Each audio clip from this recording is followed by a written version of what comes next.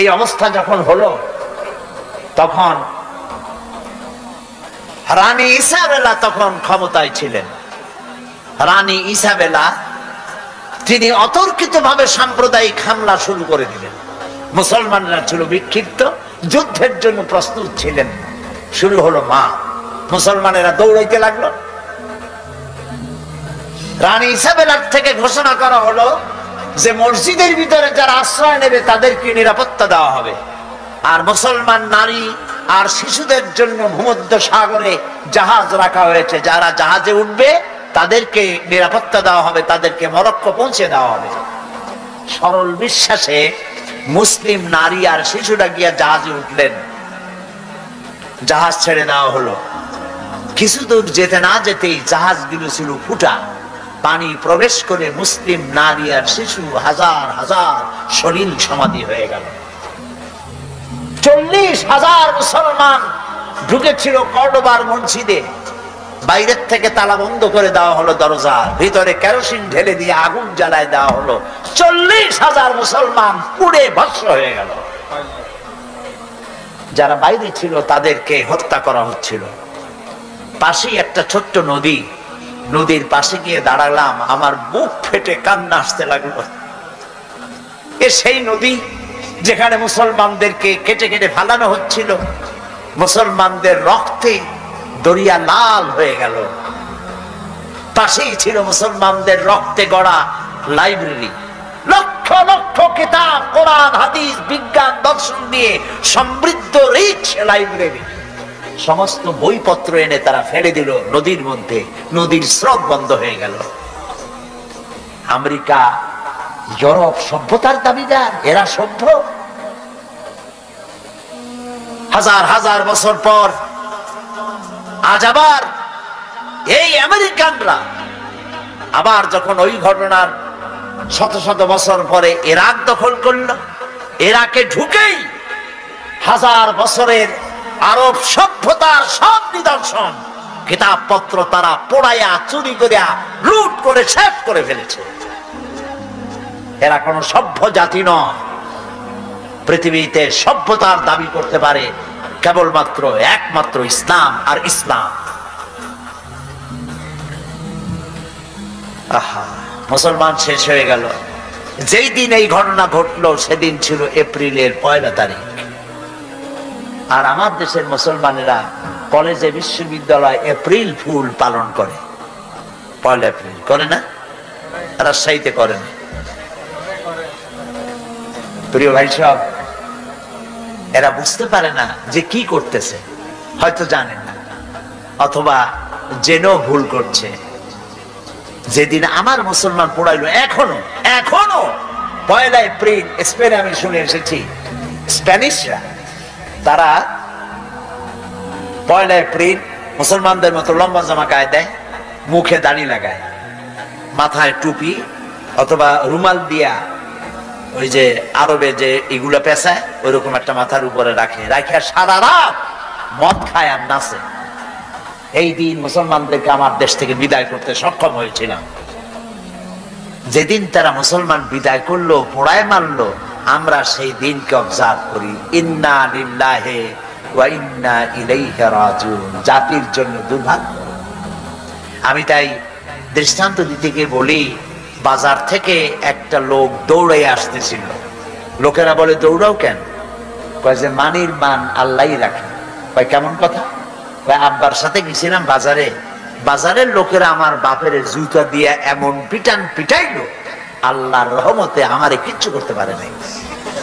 মানির মান আল্লাহই রাখে। ওর বাপের জুতা দিয়ে পিটায় আর ওরা কিছু করে নাই, এটা তার গৌরবের বিষয়। আমার মুসলমান মারলো, পোড়াইলো যেদিন, সেই দিন এপ্রিল ফুল পালন করে মুসলমানের সন্তানেরা। নাউজুবিল্লাহ। এর নামই মুসলমান কবি। ওই কবির নাম মুসলমান কবি নয় যে ব্যক্তি বলে ফজরের আজান যখন শুনি মনে হয় যেন বেশ্যা তার খরিদ্দার ডাকতেছে। বেঈমান, আল্লাহর গজব। আর মৌত হলে জানাজা পড়া মুসলমানদের জন্য হারাম। এটার নাম কবি শামসুর রহমান। বেঈমান!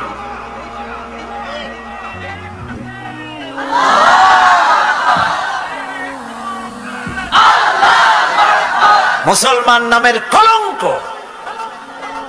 একে গত 5 বছরে যারা ক্ষমতায় ছিলেন তখনকার প্রধানমন্ত্রী তাকে পুরস্কৃত করেছেন, করবেনি। তিনি যে ধরনের চিন্তা, কবিও সেই ধরনের চিন্তা। বিশ্বকবি কবি সম্রাট আল্লামা ইকবাল লেখাপড়া করেছেন অক্সফোর্ডে, দাড়ি ছিল না, খালি একজোড়া মোষ। আমি চিন্তা করলাম যে এই কবি দাড়ি টাড়ি নাই, খালি মোষ, তার প্রত্যেকটি কবিতা কোরআনের ব্যাখ্যা কেমনে হইল? আমি খুব চিন্তায় ছিলাম কেমনে হইল।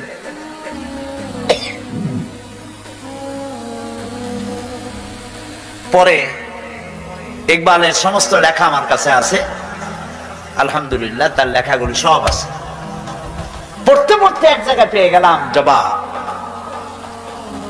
खीरा न कर सिका, खीरा न कर सिका, मगरिब की दो दानिश, आग सुरमा था आग का मेरा खाके मदीना। खीरा न कर सिका, मगरिब की दो दानिश। পাশ্চাত্যের চাকচিক্য আমার চক্ষুকে প্রতারিত করতে পারে নাই, কারণ মদিনার ধুলাবালিগুলি আমার চোখে সুরমা হয়ে লাগানো ছিল। তিনি বলছেন, আ তুঝে বাতাও তকদীর উম্মত क्या है। এই জাতির রাইজিং এবং অবনতি, উন্নতি আর অবনতি কেন হয় আমি বলি। এই জাতির হাতে যতদিন ছিল কোরআন আর শমশির, ততদিন পর্যন্ত পৃথিবী এই জাতির পায়ে চুমা খাইছে। আর যেদিন কোরআন আর শমশিরের পরিবর্তে মুসলিম জাতির হাতে এসেছে তবলা, বেহালা, তানপুরা, হারমোনিয়াম, সারিন্দা, নারিন্দা, সারে গামা, পাদানিসা, বাবা খালু, মামা নানা, কপাল তখন থেকে পড়া শুরু হইল। ঠিক না? হায়রে মুসলমান, কি নাচ! মেয়ে লোকের মতো চুল, এত বড় বড় পুরুষ, এত বড় বড় চুল, একবার এদিকে একবার ওইদিকে। এগুলো মানুষের দেখে ওপেন কনসার্ট। আর এই গানের নাম পাপ গান নাকি? কপাল পড়া এগুলো মুসলমান। নাউযুবিল্লাহি মিন যালিক। আল্লাহ রহম করুক জাতির উপরে বলি আমিন। আমিন। চলুন আবার ফিরে যাই স্পেনে। সেখানে জ্ঞান বিজ্ঞানের চর্চা হচ্ছে। পৃথিবীর চতুর্দিক থেকে হাজার হাজার মানুষ জ্ঞান অর্জনের জন্য আসতেছে। এখানে দর্শন লেখা হচ্ছে, বিজ্ঞান লেখা হচ্ছে, এখানে তাফসীর লেখা হচ্ছে। তাফসীর প্রেমিক আলেমদের কাছে তাফসীরে কুরতুবী এখনো উত্তম পাঠ্য তাফসীর। এই কর্ডোবায় লেখা হয়েছিল, আল্লামা কুরতুবী এখানেই তৈরি হয়েছিলেন, আল্লামা রুশদ এখানেই তৈরি হয়েছিলেন। শ্রেষ্ঠ দার্শনিক। রিসার্চ হলো, বিরাট বিরাট লাইব্রেরি তৈরি হলো, হাজার লাখ বইপত্র দিয়ে ভরে গেল। সুবহানাল্লাহ। তারেক বিন জিয়াদ স্পেন দখল করলেন, দখল করে নিজেদের বাড়ি ঘর বানাইলেন না, স্পেন দখল করেছেন, ইসলামের পতাকা উড্ডীন হয়েছে, টুয়ারেস করেছেন, পার্ক করেছেন, বিনোদন কেন্দ্র করেছেন, স্কুল করেছেন, বিশ্ববিদ্যালয় করেছেন, জ্ঞানের ভান্ডার এর দ্বার উন্মোচন করেছেন। জ্ঞান অর্জনের জন্য পার্শ্ববর্তী রাষ্ট্র Portugal, France, Denmark, Sweden, German, England, চতুর্দিক থেকে হাজার হাজার লোক জ্ঞানার্জনের জন্য স্পেনে পাড়ি জমাতে লাগলো। সুবহানাল্লাহ। সভ্যতার লালন কেন্দ্র হলো স্পেন। আজকে বলতে খুব দুঃখ লাগে, ওরা দাবি করে ওরা নাকি ওয়েস্টার্ন সিভিলাইজেশন, ওরা পাশ্চাত্য সভ্যতার দাবিদার। ওরা যখন ইংল্যান্ডের মানুষেরা বাড়ি বানাইয়া থাকে কেমনে যখন জানতো না, যখন গাছের মধ্যে গর্ত বানাইয়া পাখির মতো সেই গর্তে বাস করত, গোসল করে শরীর ক্লিন করে কেমনে যখন জানতো না, তখন আমরা মুসলমানেরা গ্রানাডা এবং কর্ডোবায় বিজ্ঞানের বিভিন্ন শাখায় বিচরণ করতাম। কুলে উঠে তারেক বিন জিয়াদ, উমাইয়াদের সেনাপতি, কুলে উঠে বললেন, আমার সাথীরা, যেসব জাহাজে এবার আমরা এলাম জাহাজগুলি টেনে কুলে উঠাও। জাহাজগুলি কুলে উঠানো হলো। তিনি বললেন, এই জাহাজগুলিকে অগ্নিসংযোগ করো। জাহাজগুলি পোড়ায় দিল। আসছে কি মামু বাড়ি? বোঝেন না কথা? শ্বশুর বাড়ি? কোথায় আসছে? কাফেরদের দেশে এসছে, যেখানে মানবতার উপরে জুলম চলছে। সেই দেশে এসেছে ইনসাফ কায়েম করার জন্য, কোরআনের রাজ কায়েম করার জন্য।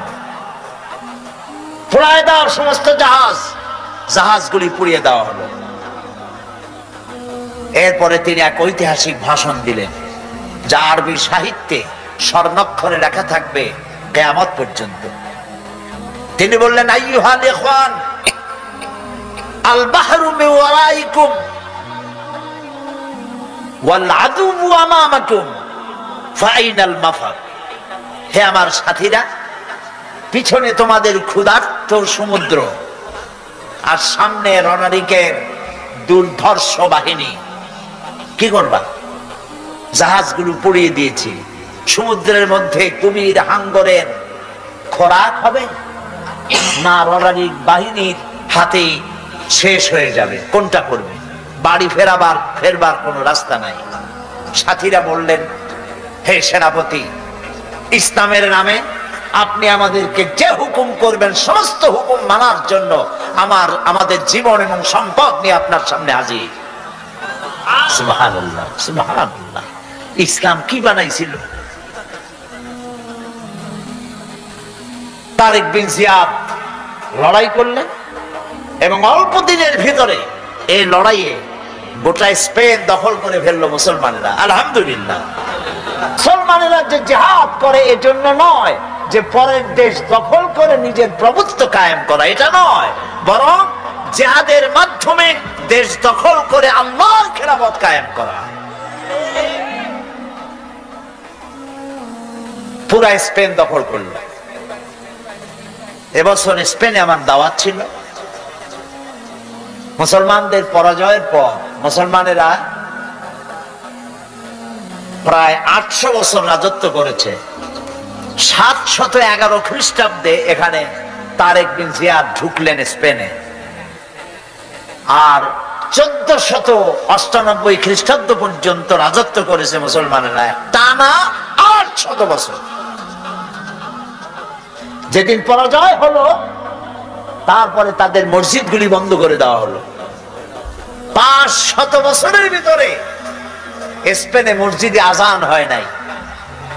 গত অগস্ট মাসের 4 তারিখে আমার সেই মসজিদে প্রোগ্রাম ছিল, যেই মসজিদে 500 বছর পর আজান হয়েছে।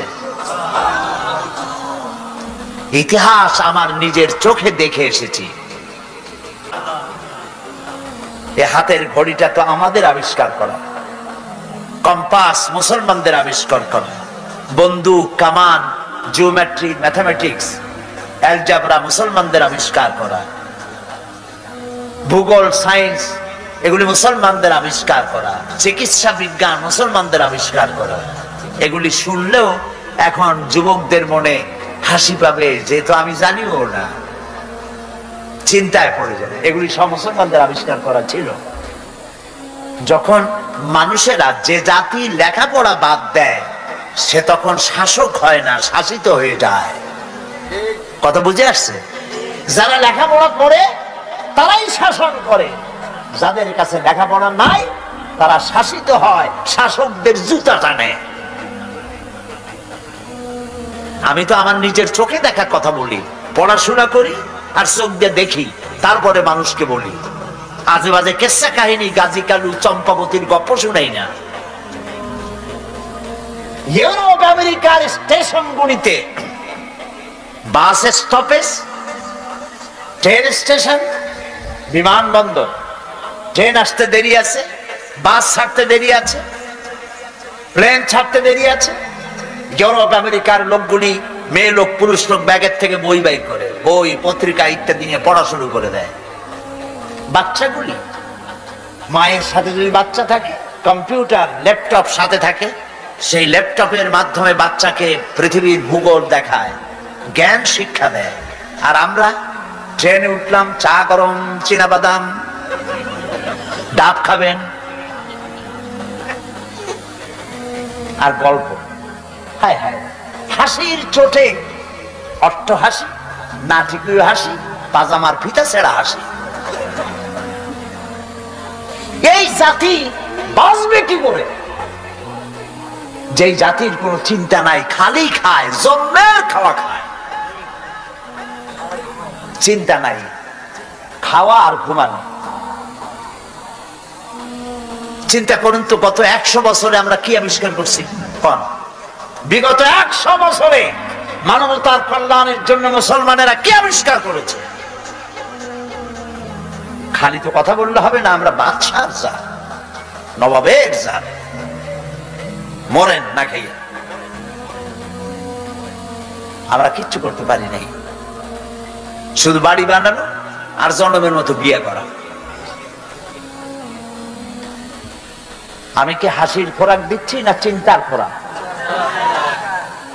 কপাল পুড়ছে আমাদের। তারেক বিন জিয়াদ মসজিদ তৈরি করলেন কর্ডোবায়। এটার নাম হলো কর্তুবা, আরবি নাম আন্দালুসিয়া, এলাকার নাম আন্দালুসিয়া। এখনো সাইনবোর্ড লেখা আছে, আমরা যখন যাচ্ছিলাম রাস্তার দুই ধারে দেখছি আন্দালুসিয়া। আমি যখন মাদ্রিদে চলে গেলাম, মাদ্রিদে প্রোগ্রাম ছিল আমার, 3 দিন থাকবো স্পেনে।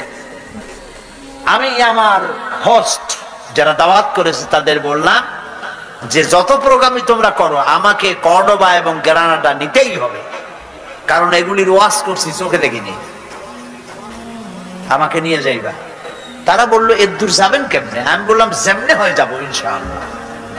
ওরা গাড়ি টাড়ি রেডি করলো, ফজরের নামাজ পড়ে রওনা করলাম। বাড়ির ধারে না, বনপাড়া আর রাজশাহী না। মাদ্রিদ থেকে 670 কিলোমিটার হলো কর্ডোবা।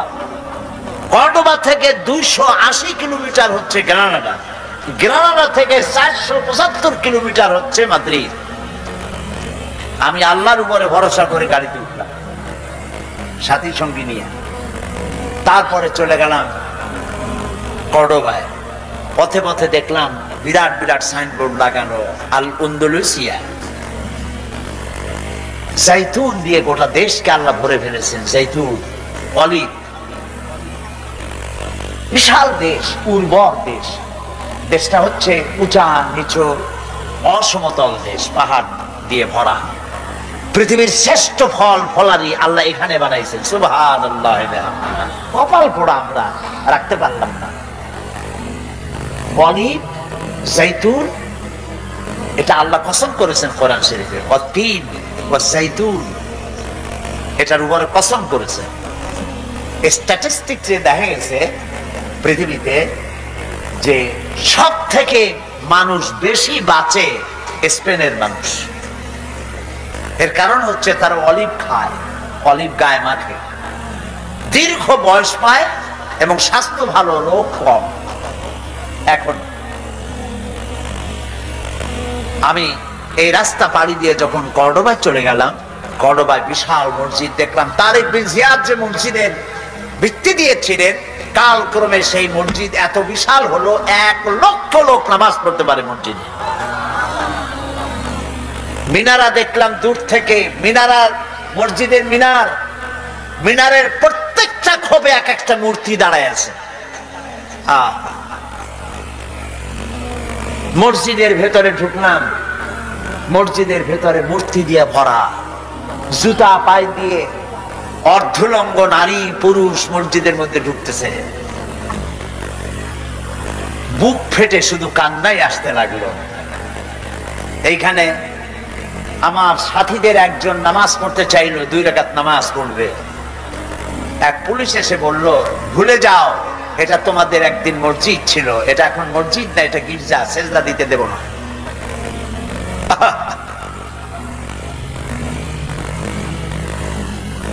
অসংখ্য মূর্তি দিয়ে মসজিদ ভরা।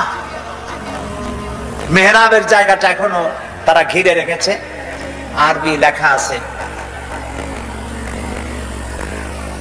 কোরআনে কারীমের কিছু আয়াত লেখা আছে। 10 ইউরো করে টিকিট, প্রতিদিন অন্তত 8 থেকে 10,000 লোক দেখে। আমাদের মসজিদ দেখে, পয়সা তারা কামাই করে, আর আমাদের নামাজ পড়ারও কোনো সুযোগ নেই। মুসলমানেরা যখন এই দেশ শাসন করতেছিল 800 বছর, এদের শাসন করল, শেষ পর্যায়ে গিয়ে মুসলমানেরা আত্মধরা হয়ে গেল, যা এখন আমরা হইছি। এই অবস্থা হলো, কোরআন থেকে ডিটাচ হয়ে গেল, গান বাজনা, সন্দেহ। আমি আতাউর রহমান সাহেবকে বিশ্বাস করি না, উনি আমাকে বিশ্বাস করেন না। আমি ওনাকে সন্দেহ করি, উনিও আমাকে সন্দেহ করেন। নেতাদের অবস্থা এই হয়ে গেল, পারস্পরিক সম্পর্ক বিনষ্ট হয়ে গেল, ঐক্য আর রইল না। ইসলামের মধ্যে মন গড়া অনেক কিছু চালু হয়ে গেল, যা এখন হয়েছে। রাজাকার তো শব্দটা রাজাকার, শব্দটা হচ্ছে রেজাকার। এখন এটাকে বাংলায় উচ্চারণ করতে গিয়ে বাংলায় এটা রাজাকার হয়ে গেছে। কার রাজা? রেজাকার শব্দের অর্থ হচ্ছে ইংরেজিতে বলা হয় ভলেন্টিয়ার, আর বাংলায় এটাকে বলা হয় স্বেচ্ছাসেবক। তদানীন্তন পাকিস্তান গভর্নমেন্ট 1971 সনের স্বাধীনতা সংগ্রামের বিরোধিতা করার জন্য যে মিলিশিয়া পাঠাইছিল, পাক আর্মি এবং মিলিশিয়া যারা পাঠাইছিল, তাদের সঙ্গে আরো লোক নেওয়ার জন্য গভর্নমেন্টের পক্ষ থেকে বাজারে বাজারে, রেডিওতে অ্যানাউন্স করা হতো, টিভিতে বলা হতো, এবং বাজারে বাজারে ঢোল পিটাইয়া লোক নেওয়া হতো, রেজাকার নেওয়া হতো। তো যেসব জায়গায় তাদেরকে যেতে বলা হতো সেই সব জায়গায় তারা যেত। তারপরে তাদেরকে নাম ঠিকানা ইত্যাদি বায়োডাটা নিয়ে তাদেরকে গ্রহণ করা হতো। সরকার, তদানীন্তন সরকার তাদেরকে অস্ত্র দিত, অস্ত্রের ট্রেনিং দিত, এবং প্রতি মাসে তাদেরকে বেতন দিত পাকিস্তান গভর্নমেন্ট। সুতরাং এখানে নানান শ্রেণীর লোক দিয়েছে, এখানে মুসলিম লীগ লোক দিয়েছে, নিজাম ইসলামের লোক দিয়েছে, ক্রস সেকশনের পিপল, যাদের পয়সা দরকার সে ধরনের লোক এর মধ্যে গেছে, সামিল হয়েছে। ঢালাও ভাবে যারা সবাই মিলে দিয়েছে, ঢালাও ভাবে এটা শুধুমাত্র জামাতের ব্যাপারেই ব্যবহার করা হচ্ছে। এটা একটু উদ্দেশ্যমূলক ভাবে। জামাত ইসলামী এভাবে আহ্বান করে বলে নাই রাজাকার কেটা কেটা হবে আসলে, বরং গভর্নমেন্ট বলেছে, তারাই পয়সা দিয়েছে, তারাই বেতন দিয়েছে, ট্রেনিং সবকিছু তারাই করেছে। আর ছাত্র শিবিরকে রক কাটার যে কথাটা বলা হয়, আমি একথা এর আগে আরেকদিন আরেকটা সমাবেশ ছিল, সেখানে আমি আলোচনা করেছি। আপনারাই আমাকে বলেন, রক কাটা সহজ না গুলি করে একটা মানুষ মারা সহজ? রক কাটাটাই বরং ঝুঁকিপূর্ণ। একটা মানুষকে আপনি রক কাটার ইচ্ছে করে তাকে ধরবেন, আরো 2-3 জন লোক লাগবে তাকে ঠেসে ধরতে, রক্ত, আর আপনি কাটবেন, আর সে আনন্দের ঠেলতে দেবে যে রক কাটো, হাতটা কাটিয়ে নিয়ে যাও। বরং সেজন্য 2-3 জনের সাহায্য নিতে হবে। আর সে লোকটাও তখন চুপ করে বসে থাকবে না, সে চিৎকার মারবে, আশেপাশে থেকে লোক আসতে পারে, ধরা পড়তে পারে, নানা রকমের ভীতি থাকতে পারে রক কাটার ব্যাপারে, হাত কাটা, রক কাটা, এই ব্যাপারে ভয় থাকতে পারে। সুতরাং যদি মারতেই হয় তো পেটের মধ্যে একটা ছুরি মেরে দিতে হলো, অথবা একটা গুলি করে দিলেই হলো, চট করে মরে গেল, কোনো ঝামেলা থাকলো না। এই রক কাটা এবং হাত কাটা কেন? এই ঝুঁকিপূর্ণ কাজের মধ্যে কেন? মূল বিষয়টা হলো, এ ধরনের একটি কথা বলে, এই ধরনের কথা বলে শিবিরের কাছ থেকে ইয়াং জেনারেশন যেন একটা প্যানিক সৃষ্টি হয়, তারা যেন এই আন্দোলনের সাথে শরীক না হতে পারে, এই জন্য এই ব্যবস্থা করা হয়েছে। এর আগের সরকার, বর্তমান যে সরকার, এর আগে যে সরকার ছিল, সেই সরকারের একজন বড় ব্যক্তির সঙ্গে আমার কথা হচ্ছিল। ঠিক এইভাবে তিনি আমাকে প্রশ্ন করলেন, সীমিত রথ কাটে, হাত কাটে। আমি বললাম, আপনার কাছে কোনো প্রমাণ আছে? আপনার তো অনেক ডিপার্টমেন্ট আছে, আপনার অনেকগুলি বিভাগ আছে, যার মাধ্যমে আপনি খবর নিতে পারেন। সুতরাং আপনি নিজে যখন দেখেন না, আপনি কিসের দ্বারা খবর পেয়েছেন? বললেন যে পত্রিকাগুলি লেখে। তো পত্রিকার সব কথা আপনি বিশ্বাস করেন? উনি বললেন যে বিশ্বাস করবো ছাড়া উপায় কি, সব পত্রিকায় তো লেখে। তা আমি বললাম, পত্রিকার সব কথাই যদি বিশ্বাস করেন, তো পত্রিকা তো একথাও লিখছে যে বর্তমান সরকার দেশ চালাইতে পারে না, অযোগ্য, অপদস্থ, এত সব কথাও বিশ্বাস করেন? তখন তিনি হেসে দিলেন, আটকে গেলেন। মূল কথা হলো যে মানুষকে বিভ্রান্ত করার সময় করার জন্য এক একটা আফওয়া, অর্থাৎ এক একটা অমূলক উদ্দেশ্যমূলক কিছু কথাকে ছড়িয়ে দিয়ে মানুষকে মূল উদ্দেশ্য থেকে ফিরে রাখার জন্য একটা উদ্ভট চেষ্টা ছাড়া কিছু নয়। আপনার যেভাবে জনসমর্থন আছে, যদি আপনাকে জামাতের আমির বানানো হয়, তাহলে জামাত অনেক ঊর্ধ্বে উঠে যেত। আপনার মতামত ব্যক্ত করুন। আমি এই জাতীয় চিন্তা কখনো করিনি, বরং জামাত ইসলামী যে সিস্টেমে অগ্রসর হচ্ছে, আলহামদুলিল্লাহ আমাদের কাজ চলতেছে, সকল মহলের মধ্যে আল্লাহর মেহেরবানি কাজ চলতেছে, সায়েন্টিফিক পদ্ধতিতে চলতেছে। প্রশ্ন উঠতে পারে, এত সায়েন্টিফিক পদ্ধতিতে আপনারা ফেল করেন কেন? কারণ হলো, আমরা তো যেন তেন প্রকারে আমরা ক্ষমতায় যেতে চাই না। অন্যরা যেভাবে যেমন তেমন ভাবে যেমন করে হোক ক্ষমতায় যেতেই হবে, তাতে ব্যালট বক্স সাইজে চুরি করো, বোমা বিস্ফোরণ করো, টাকা ছড়াও, মানুষ মারো, মিথ্যা কথা বলো, ষড়যন্ত্র করো। আমরা এভাবে চাই না। আমরা চাই মানুষকে বুঝাইয়া, মানুষকে দ্বীনকে বুঝাইয়া, ইসলামকে বুঝাইয়া ইসলামের দিকে আকৃষ্ট করার জন্য চাই। সেই জন্য সেই কাজটা আমরা করে যাচ্ছি। এখানে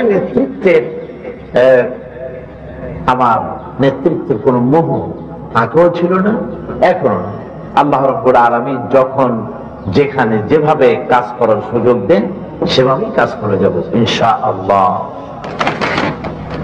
ইসলামের জন্য তথা মুসলমানদের জন্য বর্তমান বিশ্বে ইরানের প্রয়াত নেতা ইমাম খোমেনির সংস্কার নীতি কতটুকু গ্রহণীয় ও প্রয়োজন।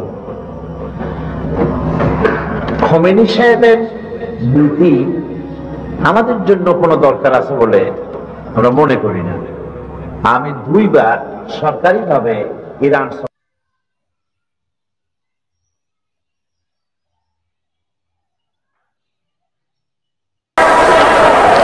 একজন যদি হও ইমানদার মুত্তাকি 10 জনের উপরে বিজয়ী হবে, 10 জন যদি হও 100-এর উপরে বিজয়ী হবে, 100 যদি হও 1000-এর উপরে বিজয়ী করব। জোরে বলেন সুবহানাল্লাহ। কবি বলতেছেন, ফিজায়ে বদরে পয়দা কুন ফেরেশতে তেরি নুসরত কো উতার सकते गर्दों से कतर अंदर कतर अभी। বদরের মুসলমানদের মতো ঈমান আনো, তাহলে আকাশ থেকে কাতারে কাতারে ফেরেশতা নাজিল করে দিয়ে আল্লাহ পাক তোমাদেরকে সাহায্য করবেন। সুবহানাল্লাহ। সে আল্লাহ আছে না নাই? জোরে বলেন, আছে না নাই?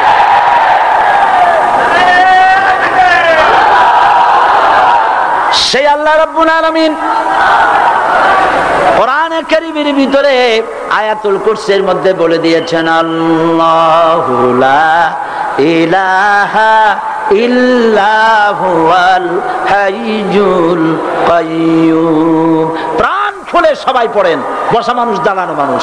আল্লাহু লা ইলাহা ইল্লা হুয়াল হাইয়ুল কাইয়্যুম। আল্লাহ রাব্বুল আলামিন, তিনি ছাড়া কোনো ইলাহ নাই, তিনি সার্বভৌমত্বের মালিক কেউ নাই আল্লাহ ছাড়া। এই কথা মানুষকে ঘোষণা করতে হবে। বাধা, এই কথা বললেই বাধা দেবে কয় শ্রেণীর লোক? 3 শ্রেণী। প্রথম শ্রেণী হচ্ছে কে? রাষ্ট্রশক্তি। আজও তারা বাধা দিচ্ছে। আল্লাহর আইন দিয়ে দেশ চালাও, তারা তাদের মন মর্জি মোতাবেক আইন দিয়ে দেশ চালাবে। আল্লাহ পাক বলছেন আলা আলাহুল খালকু ওয়াল আমরু, সৃষ্টি যার, আইন চলবে তার। কারো বাবার আইন চলতে পারে না, নিজেদের তৈরি করা আইন চলবে না। ইনিল হুকমু ইল্লা লিল্লাহ, একমাত্র আইন চলবে কার? এই আইন রাসূল করিম সাল্লাল্লাহু আলাইহি ওয়াসাল্লাম মদিনায় কোরআন দিয়ে প্রতিষ্ঠিত করেছিলেন। আল্লাহর বিধান, আল্লাহর সার্বভৌমত্ব কায়েম করেছিলেন। কোরআন সংবিধান হলো, চুরি বন্ধ হলো, ডাকাতি বন্ধ হলো, জেনা বন্ধ হলো, হত্যা বন্ধ হলো, ধর্ষণ বন্ধ হলো, সব কিছু বন্ধ হয়ে গিয়ে মুসলমানেরা শান্তি লাভ করলো, পৃথিবীর মানুষ শান্তি লাভ করলো। সুবহানাল্লাহ বিহামদিহি। আজ মুসলমানেরা শত্রু চেনে না, বন্ধু চেনে না। বন্ধুকে বানাইছে শত্রু, শত্রুকে বানাইছে বন্ধু। কে বন্ধু কে শত্রু চিনাই দিবেন কে? আল্লাহ। বলেন কে দিবেন? আল্লাহ রাব্বুল আলামিন কোরআনে কারীমের মধ্যে পরিষ্কার করে বলেছেন লাতাজিদান্না শাদ্দান নাসি আদাওয়াতান লিল্লাযীনা আমানুল ইয়াহুদা ওয়াল্লাযীনা আশরাকু। আল্লাহ পাক বলছেন, হে রাসূল, মানুষের ভিতরে 2টা শ্রেণী মুমিনদের জন্য সবথেকে জঘন্য দুশমন। কয়টা শ্রেণী? 2টা। একটা হলো ইহুদ, আর একটা হলো মুশরিক। একটা হলো ইহুদি, আর একটা হলো মুশরিক। এটা হলো তোমাদের দুশমন। আর আজ আমাদের দেশে, পৃথিবীর বিভিন্ন দেশে মুসলমানেরা মুশরিকদের সঙ্গে সম্প্রীতি বাড়াচ্ছে, মুসলমানদের সাথে শত্রুতা বাড়াচ্ছে। আজ আমার দেশে পূজা পার্বণে বাধা নাই। পূজা পার্বণে বাধা আছে? পূজা পার্বণে বাধা নাই। বাধা কোথায়? কোরআন শরীফের তাফসীর মাহফিলে। কোরআনের তাফসীরের মাহফিলে বাধা দেওয়া হচ্ছে। গান বাজনায় 144 ধারা নাই, কিন্তু কোরআন শরীফের মাহফিলে 144 ধারা দেওয়া হচ্ছে। যারা দিচ্ছে তারা আবার ওমরাও করে, হজও করে। ওরা আমাদের বলে আমরা নাকি ধর্মের নামে রাজনীতি করি। বলে না? আমরা নাকি ধর্মের নামে রাজনীতি করি। আমি বলি ধর্মের নামে আমরা রাজনীতি করি না, আমরা ধর্মীয় রাজনীতি করি। কথাটা বুঝে আসছে কিনা? ধর্মের নামে রাজনীতি তো সেই ব্যক্তি করে 1996 সনের নির্বাচনের আগে যিনি মাথায় পট্টি বেঁধেছিলেন, যিনি শপথ গ্রহণের সময় হাতে তসবিহ পড়েছিলেন, ধর্মের নামে রাজনীতি তিনি করেছেন। আজ অনেকগুলি ডিগ্রি পেয়েছেন তিনি, অনেকগুলি ডিগ্রি পেয়েছেন। কয়টা?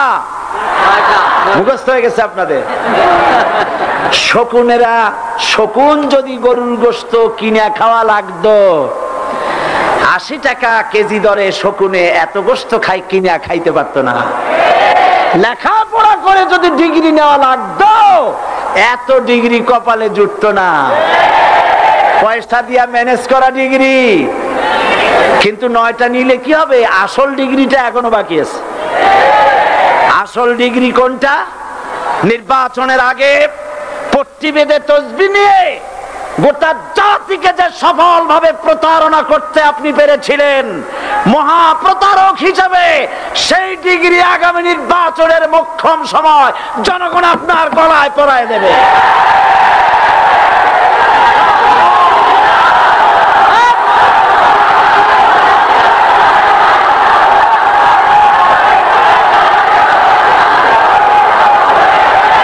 সুতরাং ধর্মের নামে রাজনীতি নয়, আমরা ধর্মীয় রাজনীতি করি। আমরা এই কোরআনের রাজনীতি করি। এই কোরআন নিয়ে বাঁচতে চাই, এই কোরআন নিয়ে মরতে চাই। এই কোরআন থেকে আমাদেরকে বিচ্ছিন্ন করতে চায় কাফের, বেঈমান, মুশরিকেরা।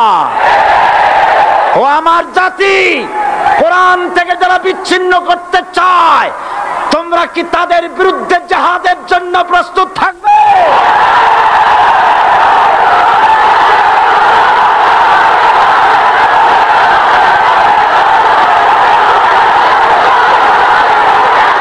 বসেন, বসেন, বসেন,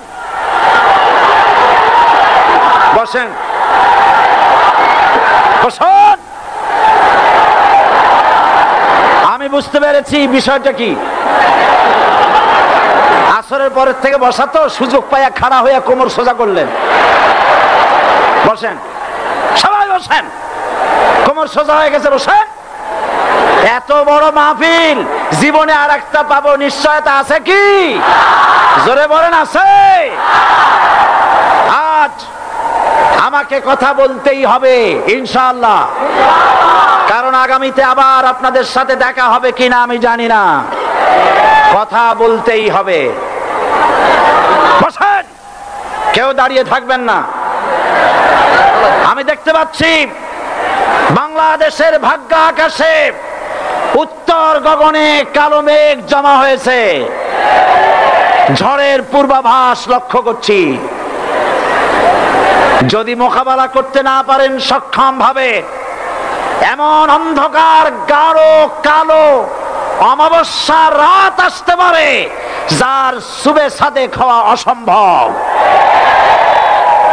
সুতরাং আপনারা কি কাপুরুষের মতো কাফের মুশরিকদের গোলামি করে মরতে চান? বিড়ালের মতো 500 বছর বেঁচে থাকার কোনো লাভ নাই। সিংহের মতো 1 ঘন্টা বাঁচতে চাই। আমাদেরকে বলা হয় সাম্প্রদায়িক উস্কানিমূলক কথা নাকি আমি বলি। পত্রপত্রিকা দিছে না তারা? সাম্প্রদায়িক উস্কানি কথা। সাম্প্রদায়িক উস্কানিমূলক কথা বলি, সেই জন্যই বোধহয় শত শত মুসলিম আমাদের কাছে এসে মুসলমান হয়। মানুষে আর বোকা বানানো যাবে না। যাবে কি? আর বোকা বানানো যাবে? তারপর বলছে কি? এরপরে বলছে, আমাকে বলছে রাজাকার।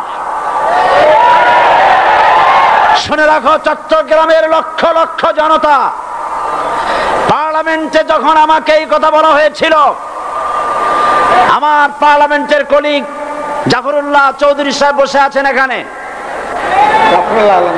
হ্যাঁ, জাফরুল ইসলাম চৌধুরী বসে আছেন পাশে।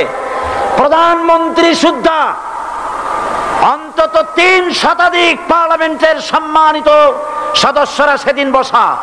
1997 সনের বাজেট বক্তৃতা যখন আমি করতেছিলাম, ডক্টর কুদরতে খোদা, নাম রাখছে কুদরতে খোদা, আসলে গজবে খোদা। এই লোকটি নাস্তিক, ইসলামের চূড়ান্ত দুশমন।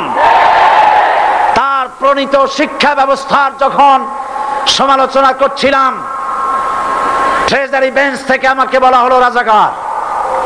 আমি আমার সমস্ত শক্তি একত্রিত করে বলেছিলাম, শুধুমাত্র হিন্দুস্তানের রাজাকারেরাই আমাকে রাজাকার বলতে পারে। আমি বলেছিলাম 1973 সন পর্যন্ত আমি বাংলাদেশের কোন রাজনৈতিক দলের নেতা এবং কর্মী ছিলাম না। আমি রাজাকার নই। আমাকে রাজাকার বলে যদি তাকেও প্রমাণ করতে না পারে, 10 কোটি টাকার মানহানি মামলা দায়ের করব। আমার এই বক্তব্য সারা দুনিয়া শুনেছে। পার্লামেন্টে আমার এই বক্তব্য রেকর্ড হয়ে আছে। সেদিন 3 শতাধিক পার্লামেন্ট মেম্বারের কেউ আমার চ্যালেঞ্জ গ্রহণ করেন নাই। যে কোনো ব্যক্তি পার্লামেন্টে গিয়ে আমার বক্তৃতা দেখে আসতে পারেন। এরপরে 1997 সনের 7ই অক্টোবর দৈনিক জনকণ্ঠ পত্রিকা যখন আমার বিরুদ্ধে লিখলো, সেই পত্রিকায় সাইদির ওপেন চ্যালেঞ্জ 8ম পাতা, 1997 7ই অক্টোবর, এত বড় 2 কলামে হেডিং। সেখানে আমি বলেছি, বাংলাদেশের সকল সাংবাদিক, গোয়েন্দা বিভাগ, বাংলাদেশের সকল বুদ্ধিজীবীকে আমি আমার পিরোজপুরে আমন্ত্রণ করছি। আমার উপস্থিতিতে যদি কেউ প্রমাণ করতে পারে বাংলাদেশের স্বাধীনতা যুদ্ধের বিরুদ্ধে আমার কোনো ভূমিকা ছিল, সজ্ঞানে স্বেচ্ছায় জাতীয় সংসদের সদস্য পদ থেকে পদত্যাগ করব। 3 বছর পার হয়ে গেছে, আজ পর্যন্ত কেউ এই চ্যালেঞ্জের মোকাবেলা করে নাই। সুতরাং আমাকে যারা রাজাকার বলবে তারা পিতৃ পরিচয়হীন অবৈধ সন্তান। 1971 সনের, শোনো মুসলমানেরা, 1971 সনের কোন কাদা সাইদির গায়ে লাগে নাই। আমাকে রাজাকার বলে জনগণ থেকে বিচ্ছিন্ন করবা, জনগণ থেকে আমারে বিচ্ছিন্ন করা যাবে না। কারণ এই জনগণ আমার জন্য আসে না, এই জনগণ আসে আল্লাহর কোরআনের জন্য।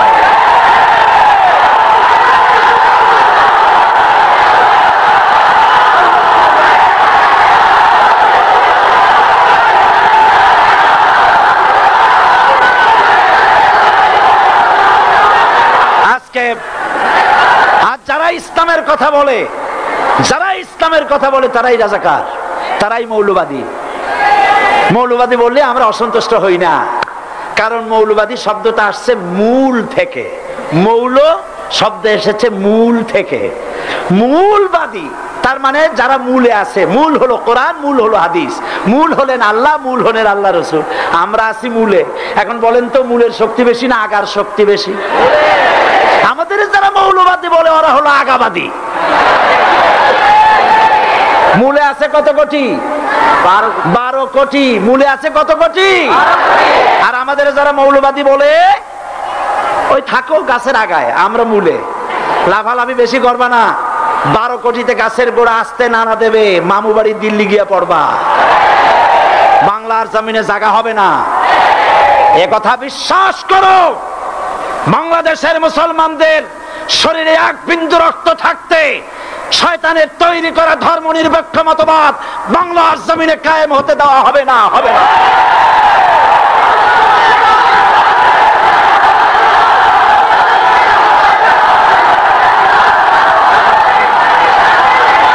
রাসূল করিম সাল্লাল্লাহু আলাইহি ওয়াসাল্লাম কোরআন প্রতিষ্ঠার জন্য আন্দোলন করেছিলেন। আয়াতুল কুরসি আমাদের সে কথাই শিখেছে। আল্লাহ রাব্বুল আলামিন বলেন, আল্লাহু লা ইলাহা ইল্লা হুয়াল হাইয়ুল কাইয়্যুম। প্রাণ খুলে পড়েন, আল্লাহু লা ইলাহা ইল্লা হুয়াল হাইয়ুল কাইয়্যুম। আল্লাহ হচ্ছেন তিনি, যিনি ছাড়া কোনো ইলাহ নাই, আইনদাতা নাই, বিধানদাতা নাই। আমরা মানুষের তৈরি করা আইন মানি না। 12 কোটি মুসলমানের দেশে আইন তৈরি করবে মানুষ, আমরা মানব না। পার্লামেন্টে তৈরি হতে হবে কোরআন দিয়ে, পার্লামেন্টে আইন তৈরি হতে হবে কোরআন দিয়ে। সুতরাং ভয় যতই পান আর যতই ষড়যন্ত্র করেন, 4 দল যখন একত্রিত হয়েছে, ঐক্যবদ্ধ থাকবে, সরকার ঐক্যবদ্ধভাবে গঠন হবে, নির্বাচন ঐক্যবদ্ধভাবে হবে এবং কোরআন হবে, আল কোরআনের পার্লামেন্ট হবে বাংলাদেশে।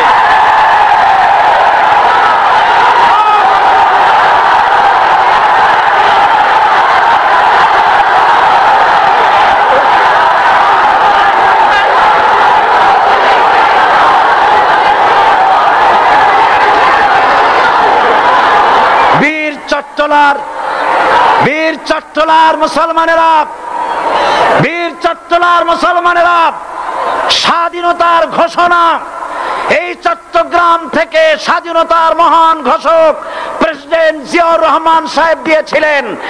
এই চট্টগ্রাম থেকেই ইসলামী রাষ্ট্রের ঘোষণা হবে।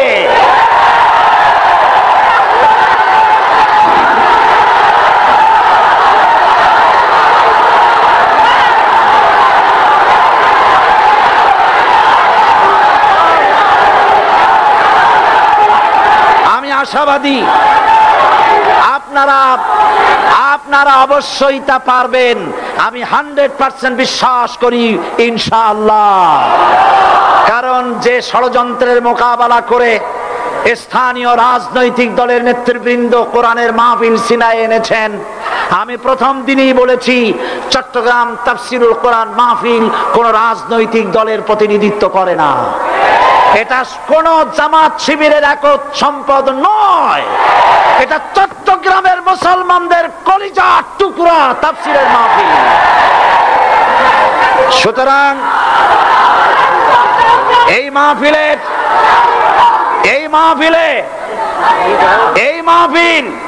চট্টগ্রামে থাকবে ইনশাআল্লাহ কিয়ামত পর্যন্ত। 144 ধারা 288 হয়ে গেছে, ষড়যন্ত্র পায় পায় চলে গেছে। আমি ওই সব ছেলেদের বলি, সরকারি দলের ছাত্র হইয়া মুসলমানদের বিপক্ষে যাইও না। এদেশের ভাগ হয়ে গেছে দুটো শিবির, বোঝাই যাচ্ছে। একদিকে ভারতের পা চাটা গোলাম নাস্তিক মোরতাদ শ্রেণীর বুদ্ধিজীবী এবং তাদের মদতপুষ্ট সরকার, আর একদিকে ইসলামী শক্তি, ইসলামী দল আর দেশ প্রেমিক জাতীয়তাবাদী শক্তি। একদিকে হিমালয় পাহাড় আর একদিকে সূচো ইঁদুর। আল্লাহ বিজয় দেবে মুসলমানদের। কাদের বিজয় হবে? বাংলাদেশে কোরআনের রাজ কায়েম হোক, তাকে আপনারা চান? কারা কারা চান দু হাত উঁচু করে দেখান।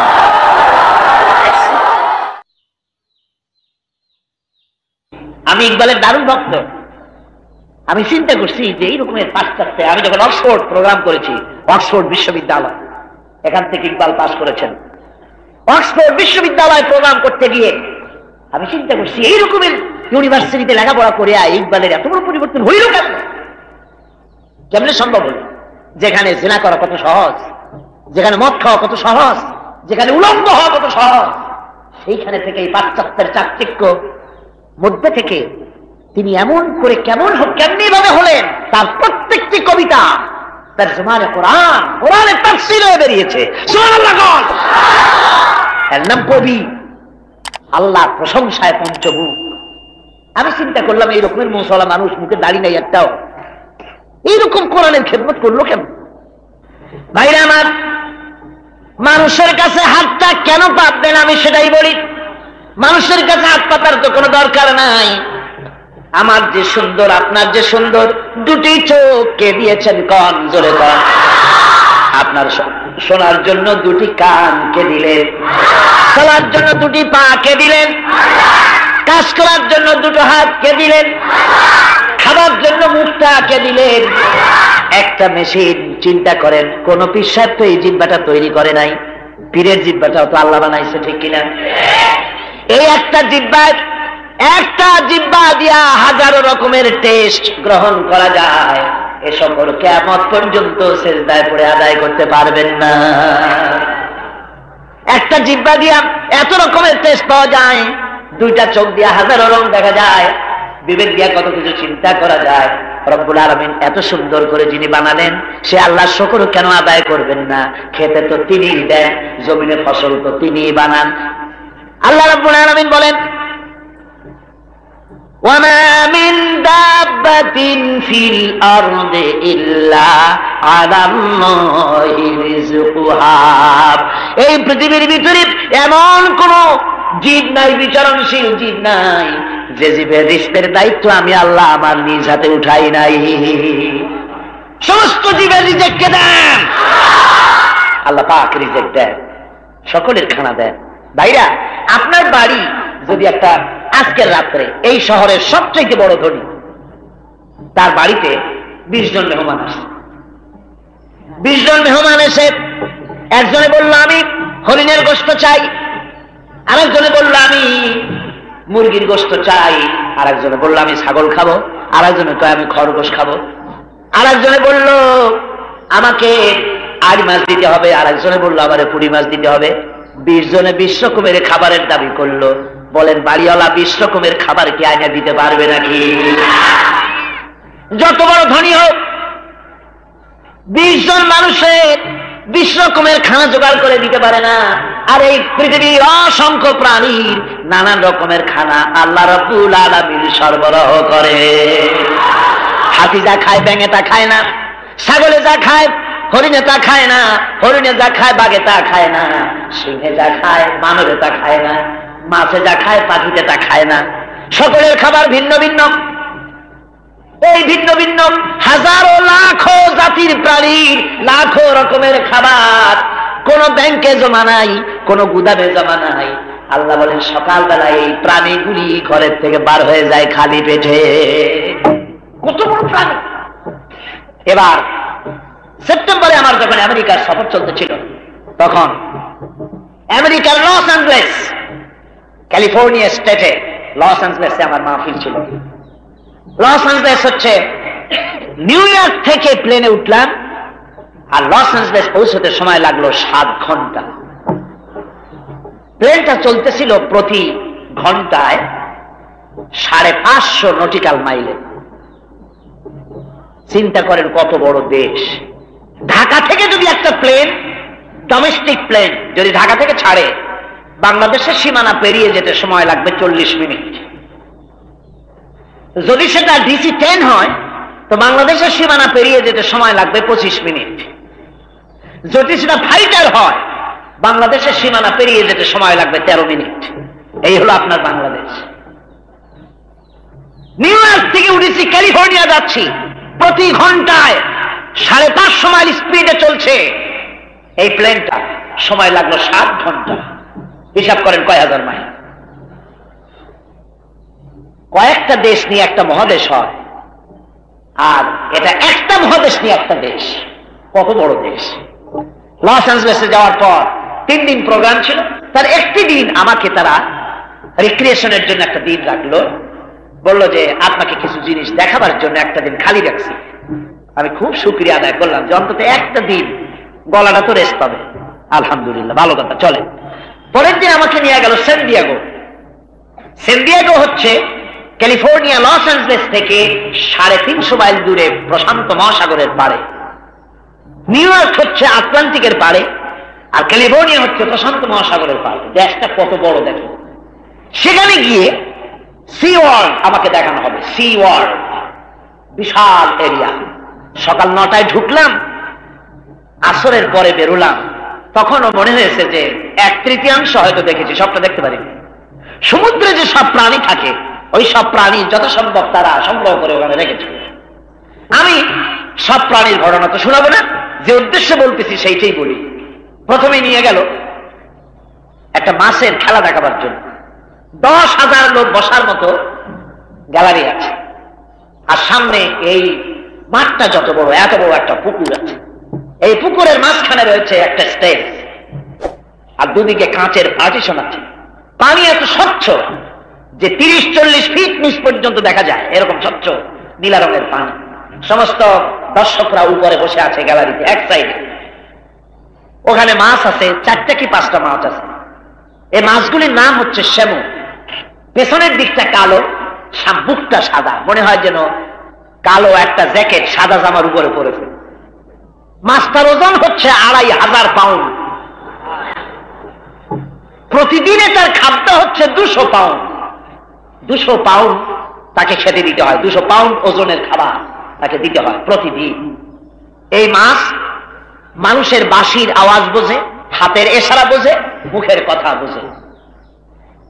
বাঁশি বাজালো একটা মেয়ে, সঙ্গে সঙ্গে মাছটা ডুব দিয়ে উপরে উঠে, তার 2টো ডানা আছে, ডানা 2টো দিয়ে এভাবে ক্লাব দিল, আর 10,000 দর্শক হাতে ক্লাব দিয়ে মাছকে অভিনন্দন জানালো।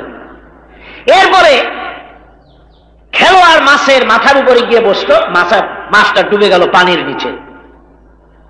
প্রায় 40 ফিট নিচের থেকে মাছটা মানুষটাকে মাথায় করে নিল। মানুষটা খাড়া, মাছটা এভাবে তার মাথা দিয়ে এভাবে ধরলো। 25,000 পাউন্ড ওজনের মাছ মানুষটাকে মাথায় করে 40 ফিট নিচের থেকে ঠোস নিল, এভাবে ঠেলে উঠলো, উঠে পানি ছুঁয়ে 25 ফুট উপরে চলে গেল। ওইখান থেকে মানুষটা লাফ দিয়া ঘুরতে ঘুরতে পড়লো, মাছটাও ঘুরতে ঘুরতে পানির মধ্যে গিয়ে ডুবে গেল। এরপরে স্টেজের কাছে মাছ এসে হা করলো, এতগুলো মাছ তার পেটের মধ্যে ঢুকাই দিল। হা করলো যখন, তখন মনে হলো যে আমাদের মতো 3-4 জন ঢোকা যায়, এইরকম হা করলো। বললাম এই কারণে এরকম অনেক সমুদ্রের প্রাণী দেখলাম। আমি শুধু মাছের খেলা দেখি নাই, আমার মনের ভিতরে তখন চিন্তা জেগেছে, এই মাছগুলিকে খাওয়াবার জন্য গভর্নমেন্টকে কত পয়সা খরচ করতে হয়। মাত্র 5টা মাছ খাওয়াতে $10 করে টিকিট করে মানুষকে দেখাতে হয় ওরে খাওয়াবে বলে। আর এই ধরনের অসংখ্য মাছ সমুদ্রের ভিতরে রয়ে গেছে। এর থেকে বড় হলো তিমি মাছ। তিনি এত প্রকাণ্ড, এই তিমির ওজন কোন তিমির ওজন 500 টন, 600 টন বা 1000 টন, 2000, 5000, 6000 টন পর্যন্ত হয়ে যায়। নীল তিমি যেগুলি 6000 টন পর্যন্ত ওজন হতে পারে এক একটা তিমি। 6000 টন। সে পানিতে ভেসে ওঠে, আবার ডুবে যায়। ভাসে কেমনে, ডুবে কেমনে? তার পিঠের মধ্যে ট্যাঙ্ক আছে, পানির ট্যাঙ্ক, ওর উপরে আবার ঢাকনা আছে। সে যখন পানিতে ডুবতে চায়, ঢাকনাটা একটু খুলে ধরে আর পানি এসে প্রবেশ করে। লক্ষ লক্ষ গ্যালন পানি ধারণ করার মতো ট্যাঙ্কে আছে, পানির নিচে ডুবে গেল। আবার যখন অক্সিজেন নেওয়ার জন্য প্রয়োজন হয় ওঠার, সে প্রেসার সৃষ্টি করে তার ট্যাঙ্কে, তখন পানিতে এত ফোর্স হয়, সমুদ্রের উপরে অন্তত 3 মাইল পর্যন্ত পানি উপরে চলে যায়। পানি নিষ্কাশন করে তিনি ভেসে ওঠে। এত বড় বিশাল তিমি মাছ, শ্যামো মাছ, সি লায়ন, ডলফিন, এ ধরনের হাজারো অসংখ্য লক্ষ প্রাণী, বাঘ, সিংহ, গন্ডার, পিঁপড়া থেকে শুরু করে মাইক্রোস্কোপ যন্ত্র দিয়ে দেখতে হয় এমন পোকা থেকে শুরু করে জলচর প্রাণী তিমি, স্থলচর প্রাণী হাতি, সব রকমের প্রাণীরা। কোন গুদামজাত করা খাদ্য নাই, ব্যাংকে নাই, কোন গুদাম নাই, সকালবেলায় খালি পেটে বেরিয়ে যায়। আল্লাহ বলেন সন্ধ্যা বেলায় সমস্ত প্রাণীগুলির পেট ভরে যার যার বাড়িতে আমি পৌঁছাইয়া দেই। চিল্লায় কোন সুবহানাল্লাহ। ফাইনা তাযাবুন, ফাইনা তাযাবুন। এই হলো তোমার মালিক, তুমি এই মালিকের ফিরে যাও কই? কোন দিকে দৌড়াও? জমিন থেকে খাদ্য উৎপাদন করে আল্লাহ, এখানে কোনো কিরামতি নাই। তোমার খেজুর গাছের রস মিষ্টি করেন আল্লাহ, এখানে পীরের কোন কিরামতি নাই। কে মিষ্টি করে দেয়? খেজুর গাছের মাথা কাটলে বলে যে মিষ্টি রস পাওয়া যায়, খেজুর গাছের গোড়া খুঁজে খুঁজে যদি 3 মাইল নিচেও যান, ওই রকম 1 ফোঁটা মিষ্টি পাওয়া যাবে নাকি? কে দেয়? সে আল্লাহরে থুইয়া, খাজা বাবা তুমি আমারে সন্তান দাও, তুমি আমারে ছেলে দাও, মেয়ে দাও। কার কাছে চাইতে হবে? কার কাছে চাইতে হবে? এই খাবার যিনি পৌঁছান, এই খাবার যিনি তোমাদের দিলেন, তোমাদের যিনি প্রয়োজন মিটিয়ে দিলেন, যালিকুমুল্লাহু রাব্বুকুম লা ইলাহা ইল্লা হুয়া খালিকু কুল্লি শাই। যালিকুমুল্লাহু রাব্বুকুম, এই হচ্ছে তোমাদের আল্লাহ। এই যে এতক্ষণ পরিচয় দিলাম, এই হলো আমাদের কে? আল্লাহ আমাদের রব। লা ইলাহা ইল্লা হুয়া, তিনি ছাড়া কেউ নাই। খালিকু কুল্লি শাই, সব জিনিসের স্রষ্টা তিনি। ফাবুদুহু, অতএব তার গোলামি করো, তার আনুগত্য করো। হু আলা কুল্লি শাইইন কাদির, সমস্ত জিনিসের উপরে তিনি কেবলমাত্র ক্ষমতা রাখেন। কান সুবহানাল্লাহ, সবাই কান সুবহানাল্লাহ। আমার বন্ধুগণ, আমার আল্লাহ রাব্বুল আলামিন এইভাবে করে তাম পৃথিবীকে সৃষ্টি করলেন, আর শিরক থেকে দুনিয়ার মানুষকে বাঁচতে বললেন। আমার বন্ধুরা, শিরক থেকে বাঁচতে হবে, অন্যায় থেকে বাঁচতে হবে, গুনাহ থেকে বাঁচতে হবে। সব রকমের গুনাহ বাদ দিয়া সব দিক থেকে মুখ ফিরাইয়া মুখ করতে হবে আল্লাহর দিকে। ধরে বলেন কার দিকে? আল্লাহ পাকের দিকে। ইবাদত হবে কেবলমাত্র আল্লাহ। আল্লাহ রাব্বুল আলামিনের হাবিব এই কোরআন দিয়ে শিরক মুক্ত, তাওহীদ বিশ্বাসী এমন এক জনগোষ্ঠী তৈরি করেছিলেন, যারা গুনাহ থেকে বেঁচেছিল, শিরক থেকে বেঁচেছিল, যারা সব আল্লাহর গোলামে পরিণত হয়ে গিয়েছিল। তাই আপনি যখন কোনো বিপদে পড়বেন, কোনো মুসিবতে পড়বেন, কারে ডাকবেন? কোন? আরো জোরে বলেন, কারে ডাকবেন? ওয়ালাহুল আসমাউল হুসনা। আল্লাহর আছে সুন্দর সুন্দর নাম। আল্লাহর কি আছে? সুন্দর সুন্দর নাম। কি সুন্দর নাম! আল্লাহ। বলেন আল্লাহ, বলেন আল্লাহ। কি মজা! সুবহানাল্লাহ। দুনিয়ায় অন্যান্য জাতিরা তাদের স্রষ্টাকে যে নামে ডাকে, আমরা মোটেই ঘৃণা করি না, আমরা সম্মান দেব। কারণ আমার আল্লাহ বলেছেন, অন্য ধর্মের দেবতা বা তারা যাদেরকে ডাকে, আমি আল্লাহরে বাদ দিয়া গালি দিও না। সুবহানাল্লাহ। আল্লাহ নিষেধ করেছেন, আমরা গালি দেব না। তবে তারা যে ডাকে আর আমরাও যে ডাকি, পার্থক্য কত দেখেন। খ্রিস্টানেরা বলে তাদের আল্লাহরে, খ্রিস্টানেরা কি কর? গড। এই গডের যদি উল্টায় দেন তাহলে কি হয়? দেখেন অবস্থাটা। ছিল কি আর হইল কি? আবার এর প্রত্যেকটা শব্দের স্ত্রীলিঙ্গে, প্রতি শব্দে ভগবানের ভগবতী হবে, ঈশ্বরের ঈশ্বরী হবে, বিধাতার বিধাত্রী হবে, পরমেশ্বরের পরমেশ্বরী হবে, গডের গডেজ হবে। আল্লাহর কি হবে কর? আল্লাহর স্ত্রীলিঙ্গে কোন শব্দ আপনি পাবেন নাকি? সুতরাং আল্লাহ এমন এক নাম, কেউ যদি অন্তরের অন্তঃস্থল থেকে, মনের গহীন কন্দর থেকে মোহাব্বতের সাথে একটা ডাক দেয় আল্লাহ, মনের কথা আর মুখের কথা এক না।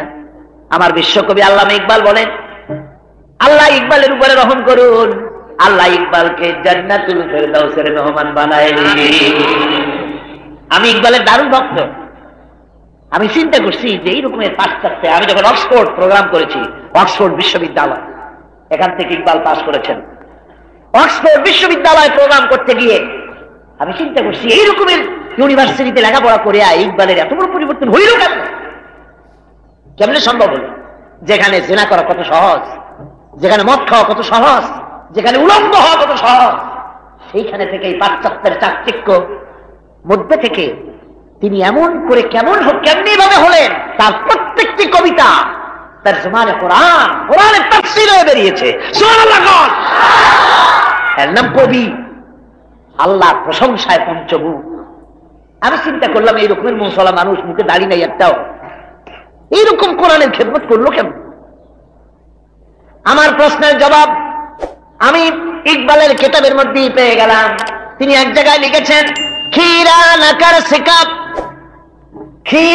कर सिकप मगरिब की दवा दानिश, सुरमा था आग का मेरा खाके मदीना। পাশ্চাত্যের চাকচিক্য আমার চক্ষুকে প্রতারিত করতে পারে নাই, কারণ মদিনার ধুলা বালিগুলি আমার চোখে সুরমার মতো লাগানো ছিল। এই জন্য আমাকে পাশ্চাত্য প্রতারিত করতে পারেনি। তাই দিল থেকে দোয়া আসে, আল্লাহ ইকবালকে বেহেশতে জায়গা দিয়ে দিল। আল্লামা ইকবাল বলেন, দিল সে जो बात निकलती है असर रखती है पर नहीं मगर ताकत परवाज रखती है। দিল থেকে যে কথা বেরোয় তা প্রভাব বিস্তার করতে পারে, ডানা নাই কিন্তু ওড়ার ক্ষমতা রাখে।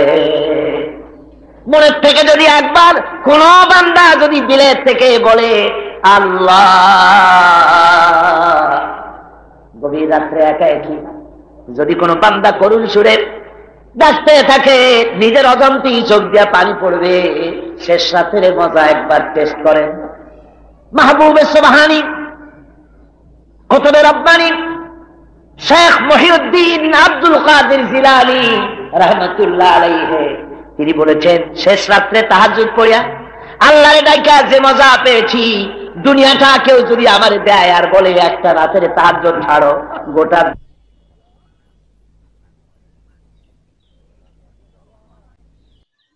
সুপ্রিয় দর্শক, আল্লাহ ছাড়া আমাদের আপন কেউ নাই।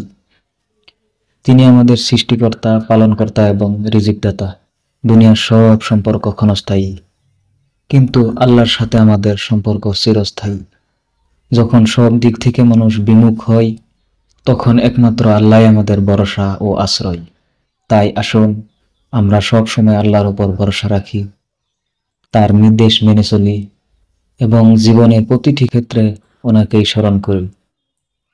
আল্লাহ আমাদের একমাত্র অভিভাবক, একমাত্র রক্ষাকারী এবং সত্যিকারের আপনজন। সুপ্রিয় দর্শক, ভিডিওটি যদি ভালো লাগে একটি লাইক দিন, শেয়ার করে অন্যকে দেখার সুযোগ করে দিন, আর কমেন্টে আপনাদের মূল্যবান মন্তব্য রাখতে ভুলবেন না। আজকের মতো এই পর্যন্তই। পরবর্তী ভিডিওতে আবার দেখা হবে। আসসালামু আলাইকুম ওয়া রাহমাতুল্লাহ।